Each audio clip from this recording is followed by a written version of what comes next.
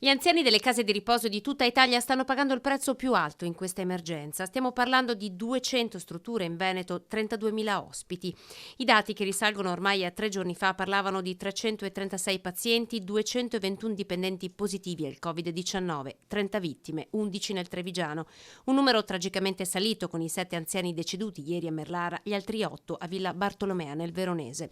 Strutture che non si possono fermare nonostante i contagi, perché sono casa per tanti altri anziani veneti che stanno bene, ma che in queste ore stanno facendo i conti con una drastica riduzione di personale e l'assenza dei familiari. Siamo molto preoccupati e dobbiamo verificare fino in fondo che siano ben separati i percorsi, dobbiamo verificare fino in fondo e avere la garanzia che questi pazienti siano assolutamente isolati rispetto agli altri che non sono positivi. Dobbiamo essere certi della messa in sicurezza dei cittadini che ci lavorano dentro. Fermo restando che la Regione lo fa volentieri, ci mancherebbe di più, ma che non passi l'idea che la mascherina che manca in una casa di riposo, che peraltro manca anche in ospedale, sia colpa della Regione. Che no. Noi le mandiamo le mascherine, quelle che abbiamo, ma voglio ricordare che non vietava nessuno che le case di riposo si riempissero di magazzini di mascherine.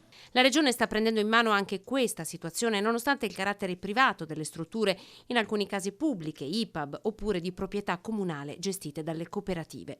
Per ovviare alla carenza di personale nella cura degli anziani, la Regione sta valutando anche di impiegare il personale impiegato nei CEOD oppure i centri semiresidenziali, ad oggi chiusi per effetto del decreto. Stiamo ragionando se riusciamo appunto a far sì che le persone che oggi sono a casa perché i centri sono chiusi possano andare di supporto in quelle strutture che oggi sono in difficoltà, e penso che per la settimana prossima riusciremo ad avere qualcosa su questo. Intanto, per i malati sintomatici in cura a casa, la buona notizia è che il Veneto, su autorizzazione dell'AIFA, inizierà la somministrazione in via precoce dei farmaci sperimentali contro il Covid, una prima grande arma a nostra disposizione. Qual è la filosofia? È che quando hai sintomi influenzali, stabilito che è un corona, ti avviamo un'infusione, e qui devo ringraziare per la collaborazione della rete dei medici di base che va in questa direzione, cioè lo facciamo direttamente a domicilio, facendo in modo di limitare al massimo l'ospedalizzazione per quanto possibile.